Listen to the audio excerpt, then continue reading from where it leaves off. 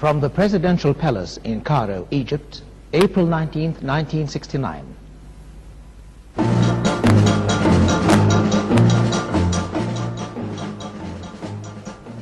National Educational Television and the New York Times presents News in Perspective. Special edition, President Jamal Abdel-Nasser, in a conversation with Clifton Daniel.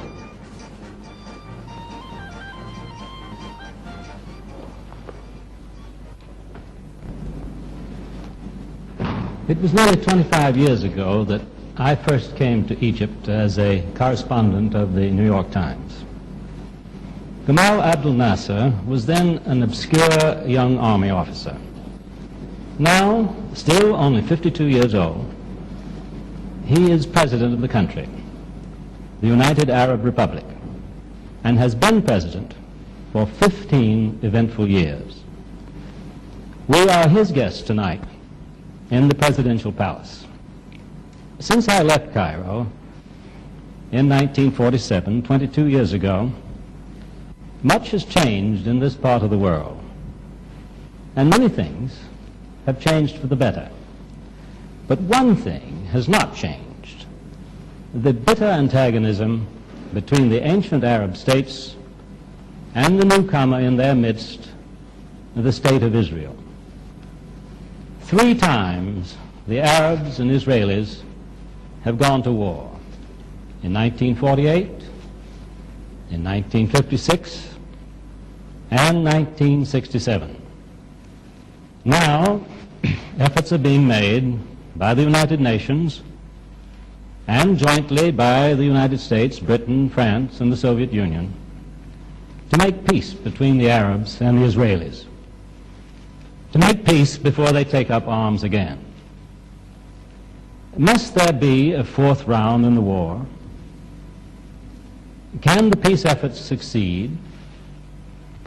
To answer these and other questions, we turn to the most important and most influential man in the Arab world, President Nasser himself, appearing on foreign television for the first time since the 1967 war. President Nasser, King Hussein of Jordan said in a speech in Washington recently that he was speaking with your personal authority when he offered Israel a 6-point settlement of the 1967 war. Do you wish to add to or elaborate upon the King's statement? Well, it was said by the news agencies and the press that in the press club in New York, King Hussein said these points, but it was said that this was a new project for peaceful settlement between the Arabs and the Israelis. Well, I don't think that there is a new project for a settlement. There is only one project. This is the United Nations Security Council resolution of 1967. Of course, King Hussein and I have agreed about the implementation of this resolution. So there is nothing new. There is no new plan. Well, I think I agree with you that King Hussein's points were precisely the same ones that you gave to Newsweek in February in a conversation like this one. And they are based, I believe, clearly on the resolution of the United Nations. King Hussein was more specific, it seems, on only one point. And that is the point, I think, that attracted the greatest interest in the United States. He said, or implied, that Israel would get freedom of navigation through the Suez Canal in any settlement of the war. Is that, in your view, a correct interpretation of the 1967 resolution and of your own 6 points? Well, of course, according to the United Nations resolution, there are 2 main points. The first point was about the complete withdrawal of the Israeli armed forces from the occupied Arab territories. The second main point was the non-belligerency by all nations in the area, then the right of each country to live in peace, then the integrity of the countries in the Middle East. This was the main first point. The second main point was about the freedom of navigation on the water passages, then solving the refugee problem according to the United Nations and must be just solution, and the third point was about demilitarized zones and something like that. So there was nothing in the resolution specifically about the Suez Canal, but it is a package deal. You know, if Israel agrees about the implementation of all the points of the resolution, well, so they will have free passage in the Suez Canal. If they don't agree about the implementation of all the resolution, then there will be no peaceful settlement. The problem will continue. Let me be sure I am understanding your point now. The United Nations resolution referred to, I think, freedom of navigation on international waterways. Do you consider that the Suez Canal is an international waterway and should be free to all nations, assuming, as you say, that a peaceful settlement was reached with Israel? Yes. The Israelis, in case of a peaceful settlement with the Arab governments, would then be on the same footing as all other nations when it came to using the Suez Canal. You know, the problem between the Arabs and the Israeli is a problem going on for 20 years. I think many people in your country don't follow the reasons of the continuation of this problem for a long time. I was talking now just to the audience and speaking about the war of 1948. Well, there was a war in 1948. Some people under the Israeli propaganda accuse us of beginning this war, which is not true. I saw that in many of the newspapers and magazines in the United States. In 1948, well, there was the partition. There was the Palestinian state and the Jewish state. Before naming the Jewish state, this was decided in the United Nations. And on 15th of May, Britain decided to leave Palestine. Before the 15th of May 1948, the Israelis attacked the Palestinian state. They occupied Jaffa, they occupied Akka, they occupied many territories of the so-called Palestinian state, which was really said by the United Nations. Well, this was the reason of the first war. The Arabs went on, of course, to secure the Palestinians and to help the Arabs in the Palestine state. What happened after that? There was the armistice agreement. But also there were United Nations resolutions by that time, after the war and during the war, that the refugees, the Palestinians who were expelled out of their country, return back and have compensation about the damages. Israel refused to implement this resolution. Then there was a resolution for a conciliation committee, and the Israelis agreed and the Arabs agreed to attend this conciliation committee. This was on 49. We went there. The committee was formed from the United States, France, and Turkey. And still the committee until now in the United Nations. But after the first meeting, the Israelis refused to talk about the rehabilitation of the Arabs or the return of the Palestinians. This was the reason. We were insisting about the rights of the Arabs of Palestinians according to the United Nations resolutions. The Israeli refused, and that's why the problem continued for 20 years. From that time, the Suez Canal question continued also. Israel was not permitted to use the Suez Canal until they implement the United Nations resolution. They refused to implement the United Nations resolution. And so they are not permitted to use the Suez Canal until today. So the question is connected together. How do you think that a settlement, you say that if a satisfactory settlement were reached with Israel, then they could be given a normal place in the life of the Middle East, is I think what you're saying. How do you propose that the settlement should be reached?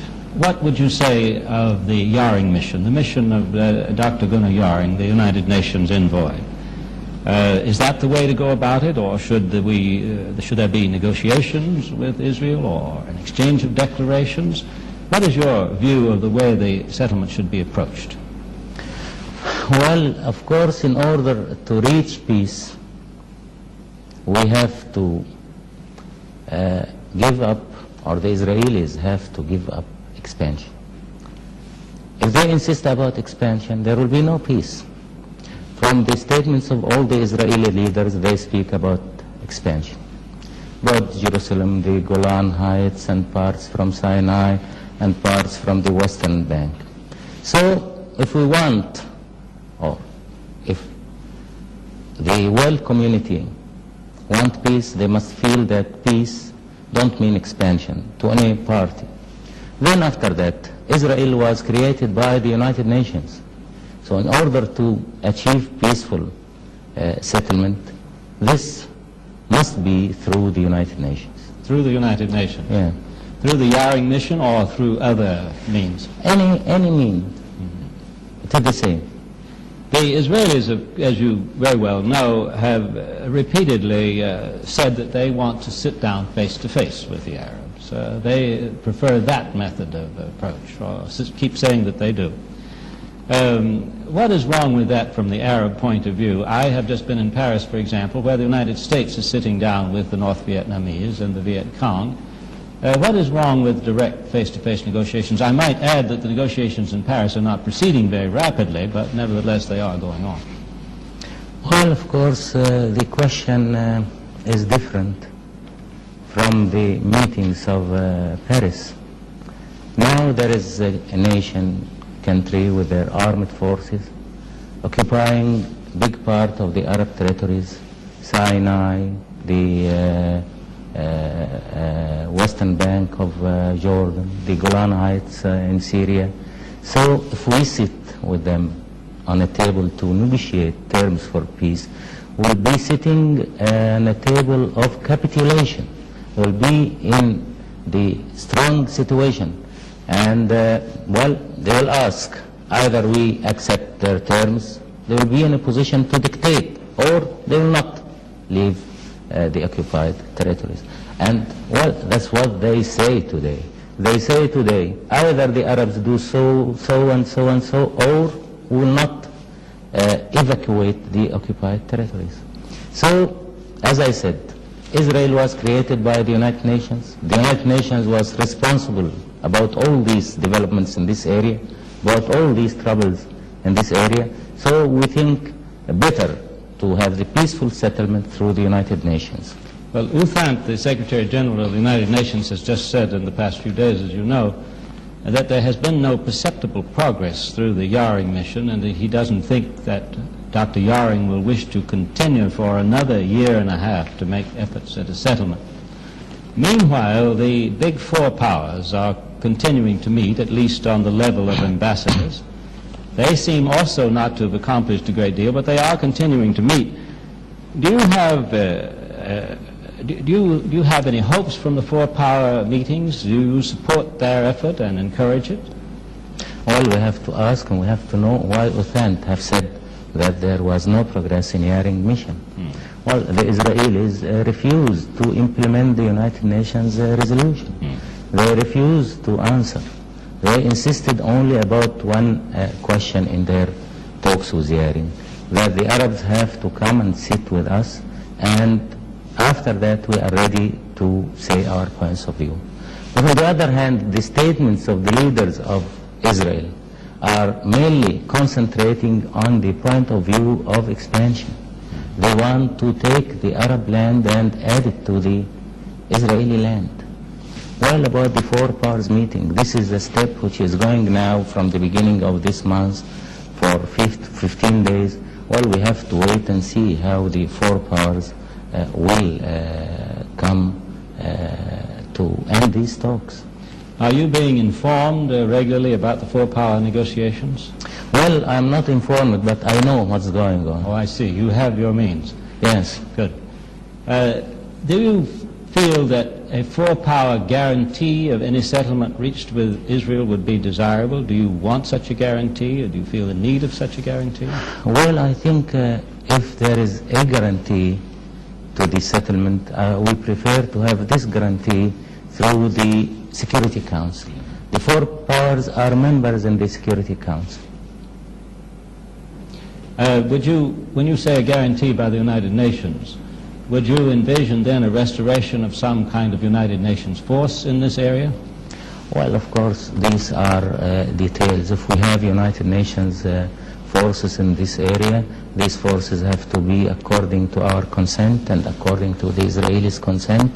And we think that these United Nations forces have to be astride the borders.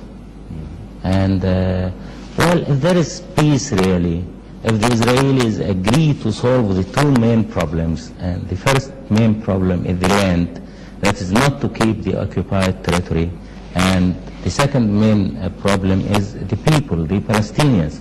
If they agree to give the Palestinians their rights according to the United Nations resolution, there will be no trouble in this area. There will be peace. So there will be no need to the international forces or any other means. You alluded there indirectly to something that might be of interest, and that is, you said that the United Nations force would have to be here by the agreement of the Arabs and the Israelis, and that they should be along the borders. I believe that this implies that you would not consider the demilitarization of the Sinai Desert, which is the largest part of Egyptian territory now occupied by the Israelis. Is that correct interpretation? We haven't said anything about the demilitarization of Sinai Desert. This was said by some of the Israeli leaders or military people. But if we agree about the demilitarization of Sinai, well, that we will be giving the Israelis opportunity to be in Cairo within 12 hours. Because if they move from the borders through open Sinai, one will not be feeling at all security. And if there is peace, why we agree about demilitarization of Sinai? If the Israelis ask about the demilitarization of Sinai, this means that they don't want peace or they don't intend peace. Can you envision a situation where the United Nations might simply supervise the borders, however, and leave Egypt in full occupation of its territory, that is the Sinai Desert?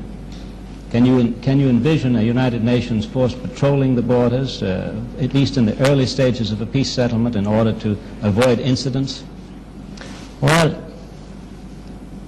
I think these are details to be discussed to achieve the peaceful solution. You know, in 1956, the recommendation of the United Nations was to have a police force, international police force, in the Israeli side and in the Egyptian side. But there was only one condition, that's to have these troops with the consent of the countries.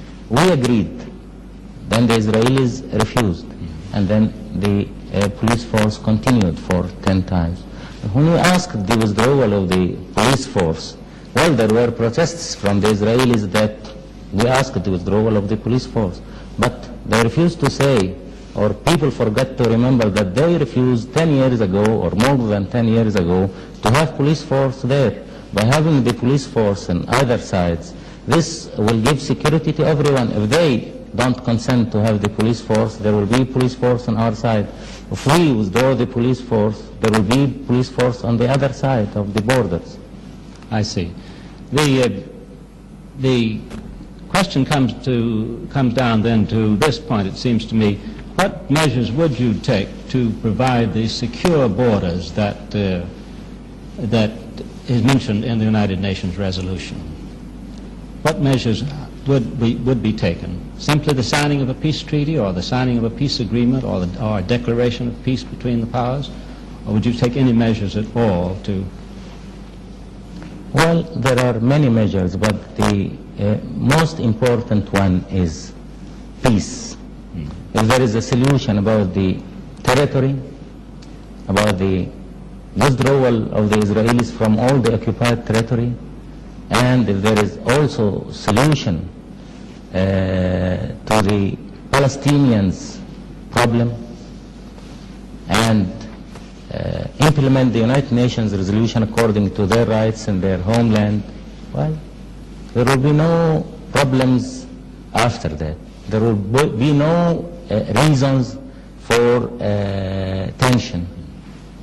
You've mentioned several times, and other spokesmen of the Arab cause have mentioned frequently, the plight of the Palestinian Arab refugees. You seem to place great stress on that. That is, the plight of the people who've been displaced from the territory that is now Israeli or Israeli occupied. Is there, do you consider that their right to repatriation or compensation is an absolute prerequisite for peace? In other words, if the Israelis would not agree to repatriate these people, allow them to return to their former homes, or to compensate them to allow them to settle elsewhere, a peace agreement would be impossible. Is that the Arab view? Well, as I told you at the beginning, why this problem have been going on for 20 years. After 48, we accepted to go to Lausanne and to attend there with the Israelis and meet through the conciliation committee in order to solve the problem of the refugees according to the United Nations resolution. The United Nations resolution said that they have to return back and be compensated to their homeland from where they were expelled during the war. Then the Israelis refused to implement that. And that's why the problem is going on for 20 years, mainly. The Israelis say, I believe, that they consider this an international problem and that they are prepared to make their contribution to the resettlement of refugees. Would that be sufficient in your view, or must the Palestinian Arabs have the absolute right to return to their homes if they wish to? You know, when the Israelis say that this is international problem, that this means that they refuse to implement the United Nations resolutions. And they were refusing to implement the United Nations resolutions from 48 until now. And I want to say that the treatment of the Palestinians and expelling them from their homeland, from Palestine, was the main reason, I'm stressing that again, for the continuation of this problem for 20 years. I feel that the people abroad don't understand why we continue without reaching peace or without reaching settlement.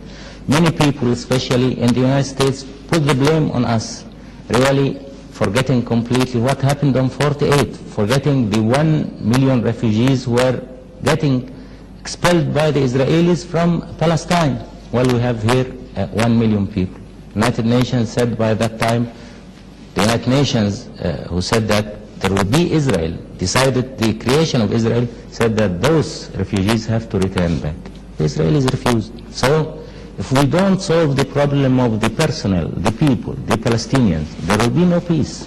Is it realistic to expect, however, that Israel, which wishes to be and has constituted itself as primarily, predominantly a Jewish state, would accept a very large number of Arabs back into their territory? Well, why not? The Jews and the Arabs, the Christians and the Muslims were living here in the Middle East for centuries, for thousands of years. The Jews were living here in Egypt, and they are living here in Egypt, in spite of the propaganda which was used against us in your country, that we don't treat the Jews well. You can go all over the country and you can see the Jews. Some of them asked to leave the country, and we refused we agreed, and then they refused to leave the country, and they said that they want to stay. We arrested Jews, about 80 Jews, but we arrested also after the war Muslims and Christians for the security of the country. The Israelis now are arresting more than 7,000 Arabs from the occupied territories and Gaza. So I want to say again, the Jews and the Muslims, the Christians, the Arabs were living here for centuries. As a matter of information, how many members of the Jewish community in Egypt are left now? How many are still remaining? We have here about 5,000 Jews. About 5,000? Yeah. And how many, you say, are under detention now? 80? About 80, yes. There were more than that, but some have been released. Yes. So I want to complete my explanation. We are living together, and there was no hatred. We said that it is well known, but I think some people have forgotten that we and Jews are cousins. Moses was born here in Egypt. We were always living in very good conditions. So why the Muslims and Christians, the Arabs and the Jews don't live together? Let me turn to a question now, if I may, of Arab unity. I believe I am correct in saying that only the United Arab Republic and Jordan have endorsed the United Nations resolution of 1967. Is that correct? The other Arab states have not lent their support to it. Lebanon, I think. Lebanon has. Yeah. Does this mean a disunity among the Arabs in their approach to the Israeli problem, or is there some other explanation of this? Well, of course, it is not a question of unity or disunity. It is a question of points of view. Everyone has his own point of view according to such a sensitive question like this question. Then it seems to me that it might be impossible, granting the position of Syria, which has refused to enter into any kind of discussions at all on this matter, that a settlement might have to be reached between one or two of the Arab states in Israel. Is that conceivable to you? Is there any objection to that from your point of view? That agreement might be reached, for example, by Jordan with Israel separately, or by the United Arab Republic with Israel separately? You know, if we agree about solving or settlement this question between Egypt and Israel alone, this means the continuation of the occupation of the Arab territory in western bank of Jordan and the Golan Heights. Then when we speak about the withdrawal of the Israeli armed forces from the occupied territory, we mean the occupied Egyptian and Jordanian and Syrian territory. So if they only withdraw from one country and continue on the other countries, there will be no solution or settlement. And that is clearly not satisfactory to you. Yes, yes, of course, there must be a complete evacuation from all the Arab territories. We have often heard it said, and how true it is I don't know, I want to ask you, that no Arab leader, no Arab government could actually sit down at a table and negotiate with Israel and sign an agreement. Is that really the case? Well, I want to tell you something. On 1949, on February, well, we sat with the Israelis on a table, and there was a representative of the United Nations, Punch, and we agreed about arms. We know about the arms agreement of 49. What happened after that? The Israelis refused to implement the arms agreement, and they said this agreement is dead. These are the Israeli agreements, and that's why we insist about the United Nations agreement on securing any settlement. I believe that I'm interpreting you correctly when I say that, let me first state Israel's position in this matter, and let and I'd like to hear yours. Israel holds, I believe I'm correct in saying, that in order to establish the secure and recognized boundaries that are provided for in the United Nations resolution, that there need to be some adjustments in the borders in various places in what was formerly Palestine.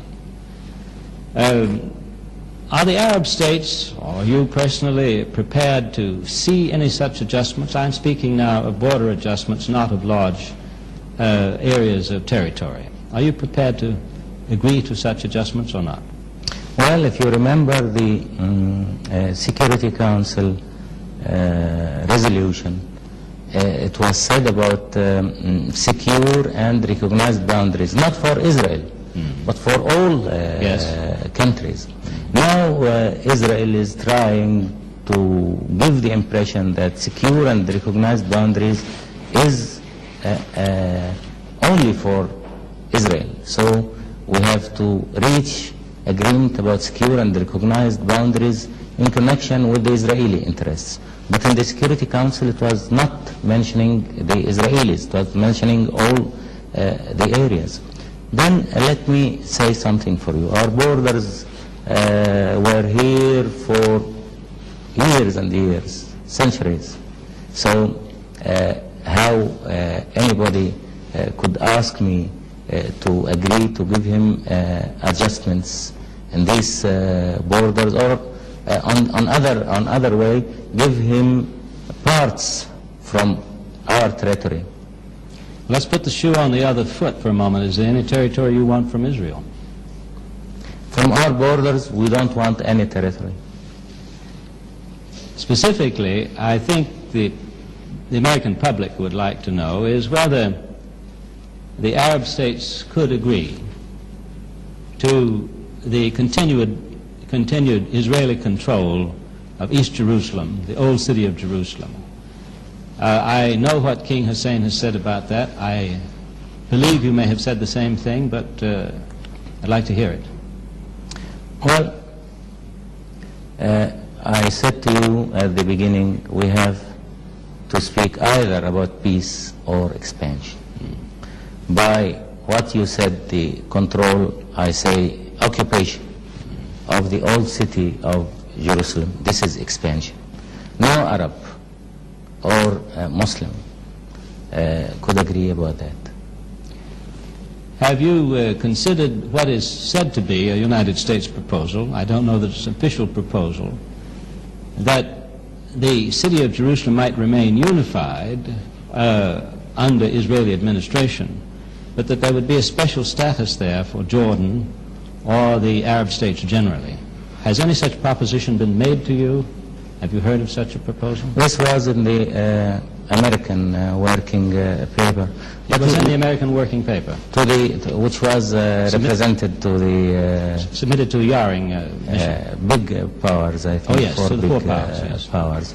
But, you know, when you speak about unifying a city like Jerusalem, really unifying something like that needs self-determination by the people.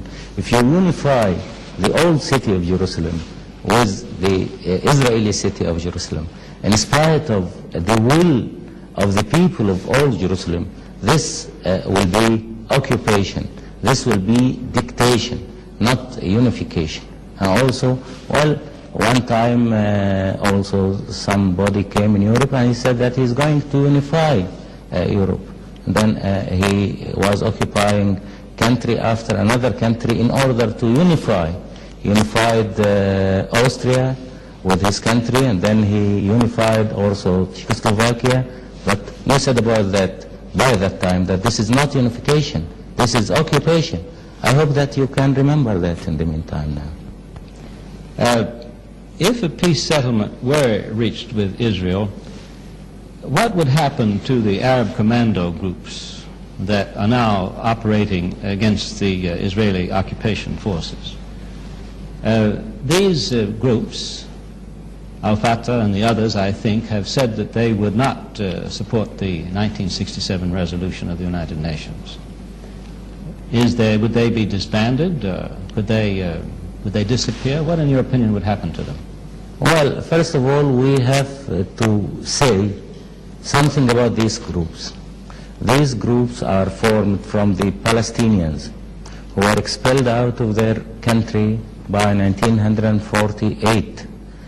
Those groups are composed of the Palestinians. Those in 1967, the rest of their country was occupied. All what those people want is to achieve their rights, to return back to their homeland. I told you, without solving the problem of the Palestinians and giving them their rights to return back to their land and the complete withdrawal of the occupied territory, there will be no peace. We'll be speaking about something which nobody will be able to fulfill. So if there will be peace, this means that the problem of the Palestinians will be solved. So there will be no big problem for them. You think that these groups would dissolve automatically or naturally? You know, peace, if we achieve peace, real peace, as I said, peace means the land and the people. If we solve the problem of the land by the evacuation, if we solve the problem of the people by giving them all their rights according to what was said by the United Nations resolution, well, there will be real peace. Well, then we should not worry about the Palestinians' commandos.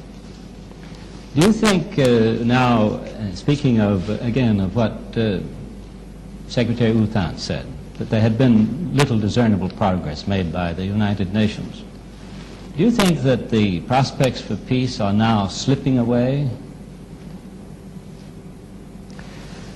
You know, as long as the Israelis are insisting not to implement the United Nations resolution, and as long as the Israeli leaders are intending to expand and add Arab territory, more Arab territory to their country, well, everyone will be feeling that there will be no opportunities for peace, either peace or expansion. Was there a time in your memory when the peace prospects were rather better than they are now? Looking back, I had personally the idea that in 1957 the prospects for peace were rather better than they are now, and that they were better at the time of the United Nations debate in 1967 than they are now. You know, we here in this country were not feeling peace at all during the last 20 years. And we were looking to Israel according to what they say to us. I want to tell you something. They say to us, they say here something different from what they say abroad or in the United States newspapers. Always there were threats to us by the Israelis, the Israeli leaders, the Israeli military people. Well, they say about wars, 48 war and 56 war and then 67 war. I told you about the 48 war. Well, what about the 56 war? Who began the war? Who attacked? The Israelis got the opportunity of the nationalization of the Suez Canal, and being in bad terms, I mean, we were in bad terms with the United Kingdom and France, and then there was the plot to attack Egypt by that time. And after attacking Egypt, they were also giving statements to join Sinai to Israel. Well, of course, after the withdrawal of the French troops and British troops and lately the Israeli troops from our territory were not also feeling peace, because they were always speaking about forcing a settlement. If the Israelis say that their strategy based on the idea of forcing a settlement, this means to everyone that forcing a settlement is war. Because if you fulfill something by force, this means war. This was always their strategy. We're not feeling peace here. Now, President Nasser, on that point, I'd like to ask you a question which I think is very serious for you, for all the world, really. And that is whether, failing a settlement with Israel, is there an immediate and serious threat of war in this part of the world now? Well, Well, I think there is a law, international law, if your country is occupied by armed forces, by your enemy, it is not only your right to liberate your country, but it is your duty. And I think you remember what happened in the Far East when the United States was attacked, when MacArthur returned back. He said that he will return to liberate the occupied territory. Well, it is the intention of every Arab, of every Egyptian here to liberate our occupied territory. Well, do you have the strength now, to use your own phrase, I think I'm quoting it correctly, at least in translation, to regain what belongs to you? I think that was the phrase you used. Do you feel you have the strength? Well, the question is not a question of strength, and I cannot say to the Israelis if I have now, because they will see the program, if I have now the strength or if I don't have the strength. But I can say only our intentions. Well, can you say anything without giving away military strength, secrets about the strength of your armaments? Have they been fully restored to the 1967 level? Well, I can say also only for you. Only for me. That we are building up our armed forces. Looking at the other side, the Israeli side, what are they doing, in your view, with their armed forces? Well, of course, the Israelis are building their armed forces. They received, after the invasion, because they invaded our country and the Arab countries on 67, they received Skyhawks. These are airplanes from the United States. And now the United States have agreed to give them Phantom airplanes. They received also armored cars and tanks from United Kingdom. They could have the possibility to get varieties of arms from everywhere. Also, they are threatening us now, and they are occupying our territories, and they say everywhere they are threatened by the Arab and go to collect money. They collect millions of dollars from the United States. They collect millions of dollars from other countries. We don't collect dollars from anywhere. And by dollars, of course, they can get arms, and also by these dollars they can face the economic situation, because, of course, they can have mobilization. Also, we have mobilization. So they are in better conditions. Let's take a still more serious question. Do you think that there is a possibility that Israel might develop a nuclear bomb and thus radically alter the balance of power in this area? Well, about this question, of course, if they develop atomic bombs, we also could develop atomic bombs. We have our technicians, and they can do that, but it's expensive, of course. It's very, very expensive. But if they got it, we'll get it. But I want to say something. We signed the non-proliferation treaty, and they refused to sign it. Of course, in this treaty there are assurances by the United States and the Soviet Union that all countries who sign this treaty must have security against any atomic threat. You would, in that case, count on support from the Soviet Union and the United States if you were threatened with an atomic bomb. And also, we have to try to work in the same field as the Israelis. For several days now, there's been heavy shelling between the Egyptian and Israeli positions on the opposite sides of the Suez Canal. From your point of view, from the Egyptian point of view, what is the aim and purpose of these bombardments? What is causing all of this shooting? From the first beginning after the occupation, the Israelis were in a better situation than us, because the Israelis were on the eastern side of the canal, facing two big cities with the population of about 600,000.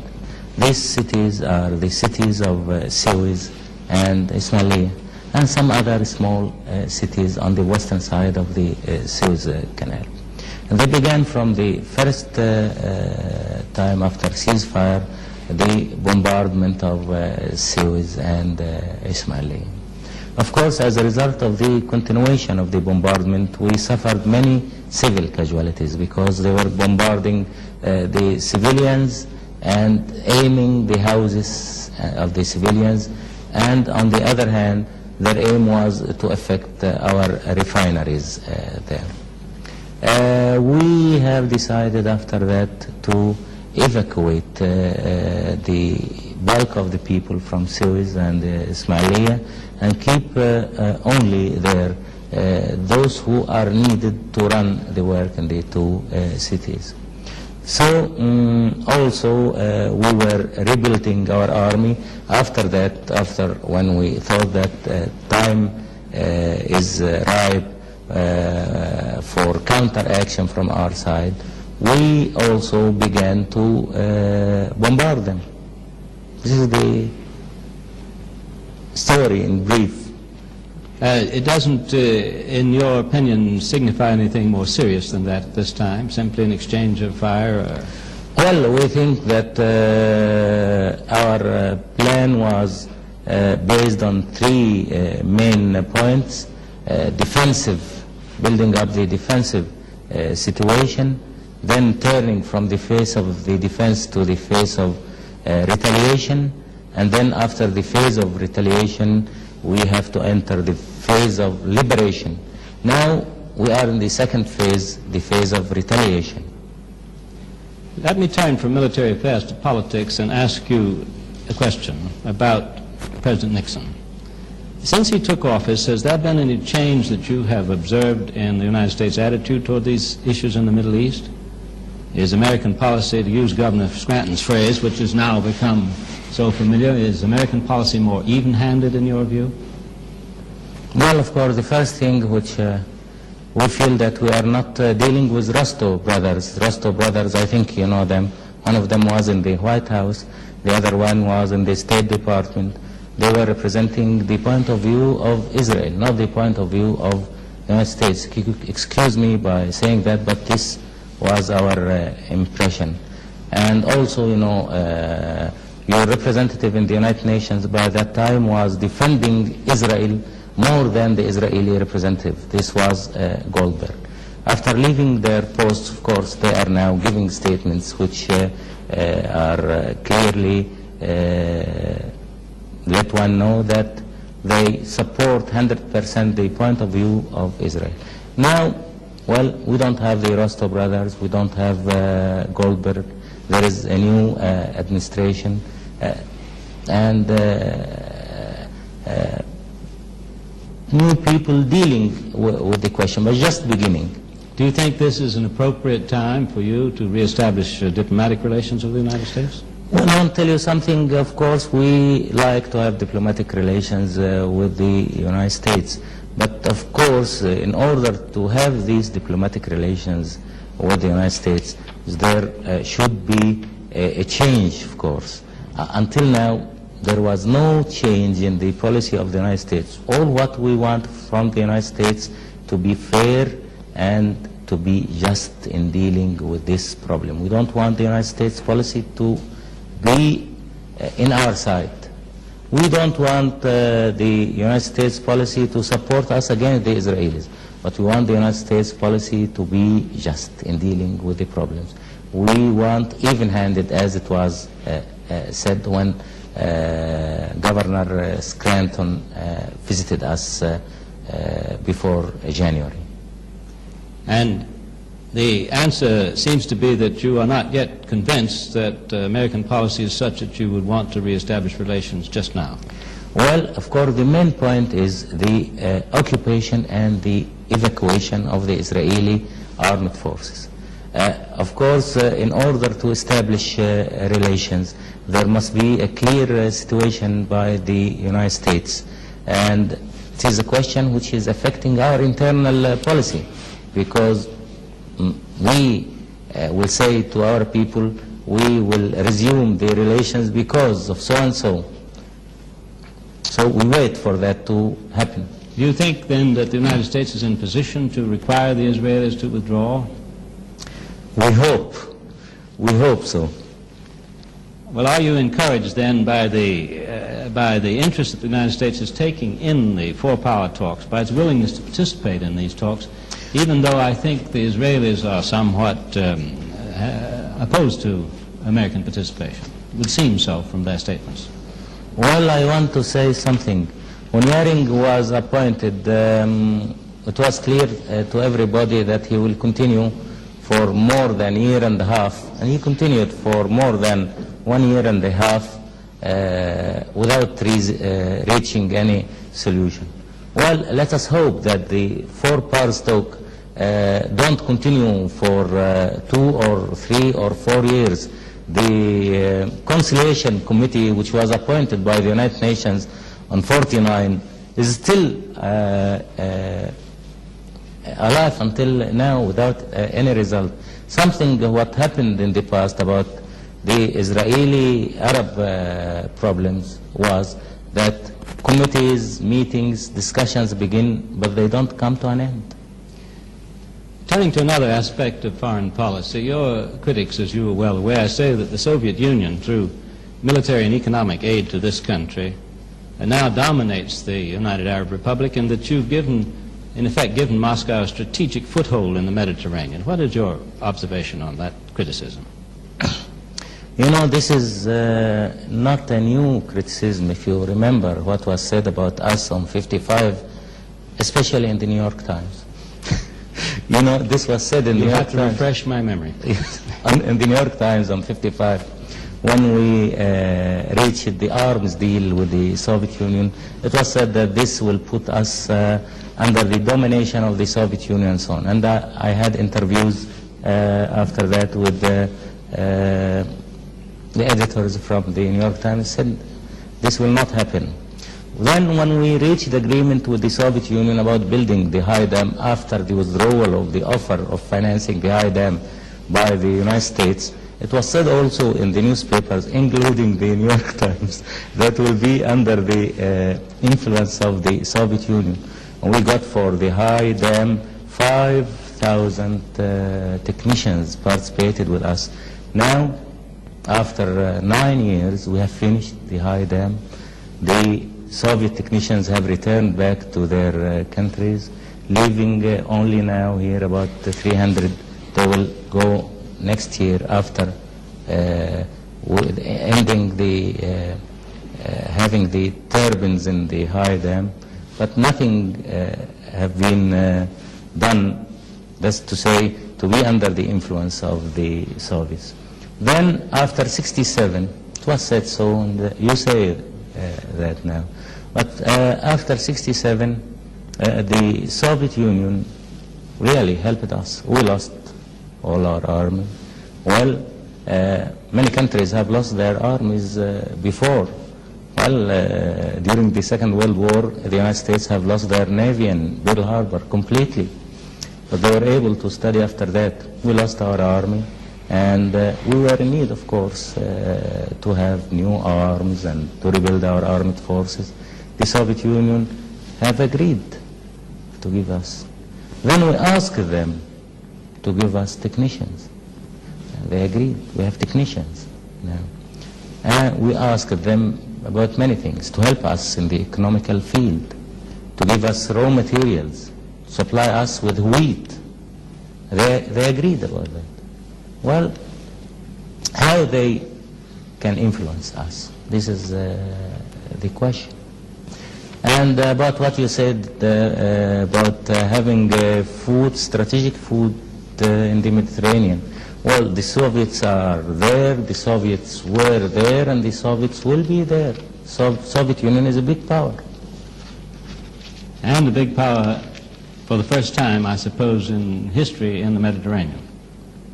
Well, they were very clever to be a big power in the Mediterranean in order not to have the Mediterranean only for one country. And I want to tell you something. The Israelis said that they get assurances from President Johnson that the Sixth Fleet is ready for their help if they need it. This was said by the leaders of Israel. Well, before we end this conversation, President Nasser, I think we should take advantage of what is really a rare opportunity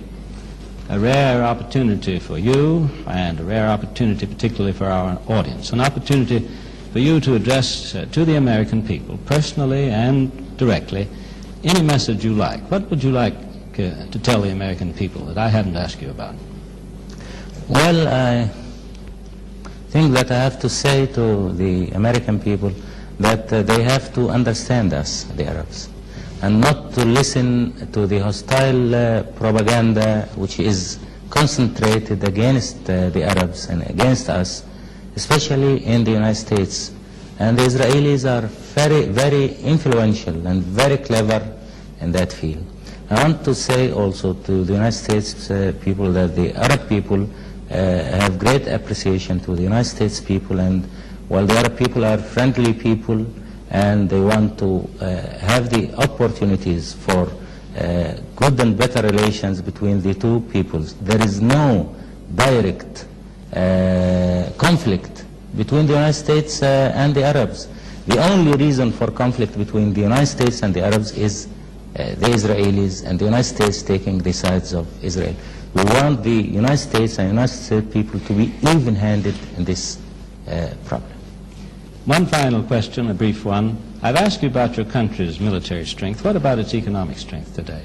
Great or small? Growing? Your country, its economic strength. It is growing. This year we are fulfilling growth of production of 6.5%.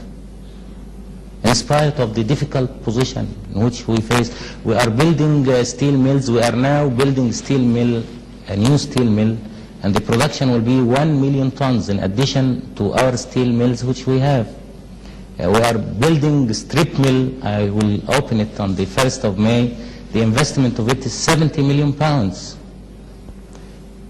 We are progressing in all fields. We are, in spite of that, going on in our plan of industrialization, all our plans, and we're having opportunities of work for everyone. We don't have unemployment. We are building schools. We are going on in the development of our country, and we are going on in our plan to raise the standard of living, double the national income every 10 years. Well, as they say in Washington, thank you, Mr. President, and goodbye from Cairo. Not all, thank you.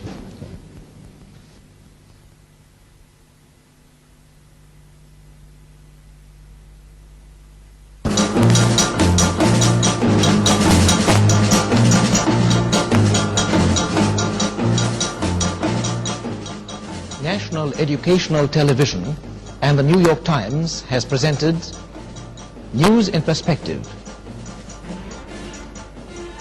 Special edition, President Gamal Abdel Nasser, with Clifton Daniel.